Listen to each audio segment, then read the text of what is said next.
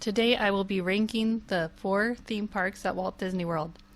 Now this is not based on the best rides in each park. This is solely based on the amount of rides in each park that the entire family can go on together. This means rating the parks on how many rides each park has that have no height requirement. I love all the parks at Walt Disney World.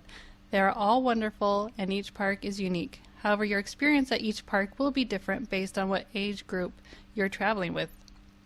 If you're a family with older kids, it's a completely different experience than going to a park with a toddler. Therefore, this list is for those with younger kids. If you have a toddler, it's more fun if they can go on more rides with you. Now, Disney World has something called Rider Switch, which is great, but it does become more time-consuming if you have to use it on almost all the rides. Therefore, certain parks might not be as fun if you want to experience all the rides together. Number 4. Hollywood Studios.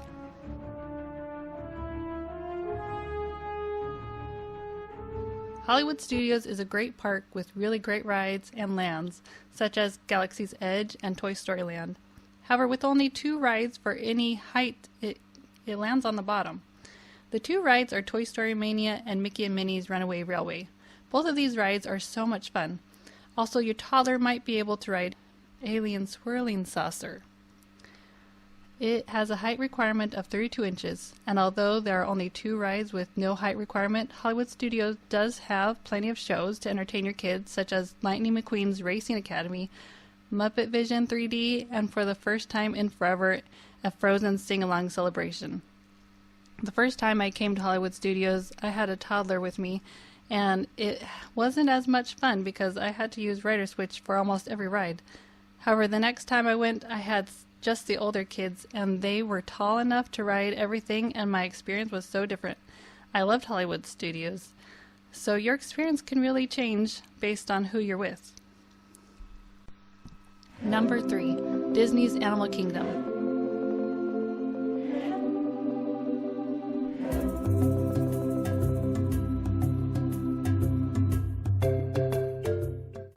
Disney's Animal Kingdom has just 3 rides with no height requirement. Unless you count the Wildlife Express train, then it would be 4. The 3 rides are Kilimanjaro Safari, Navi River Journey, and Triceratops Spin. Animal Kingdom has plenty of shows for the kids to enjoy, such as the Festival of Lion King and It's Tough to Be a Bug, where you will get to see the Tree of Life up close.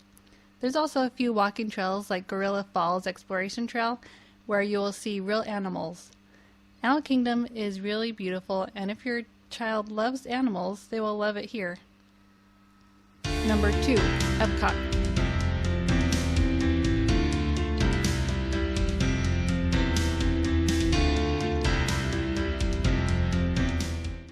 Epcot has a surprising amount of rides with no height requirement. Out of the total 9 rides at Epcot, 6 rides have no height requirement, and soon it will be 7 when Remy's Ratatouille Adventure opens on October 1st. Some have said it's not really a kids park. However, if you consider the amount of rides the entire family can go on, it's a great park for little ones. Epcot has rides like Frozen Ever After and The Seas with Nemo and Friends, which has a fun aquarium your kids can explore. Number 1. Magic Kingdom.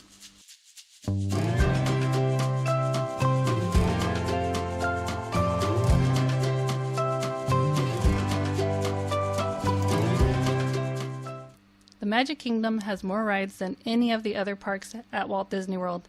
With the whopping 17 rides that everyone can ride, it's a clear winner. There is so much to do in this park that it requires more than just one day. You won't get it all done in one day. The park has also several shows like Country Bear Jamboree, Mickey's PhilharMagic, and Walt Disney's Enchanted Tiki Room. This was my favorite park when I had my toddlers with me. It was so fun to go on so many rides with them. What do you think of the list? Have you been to Walt Disney World with the toddler?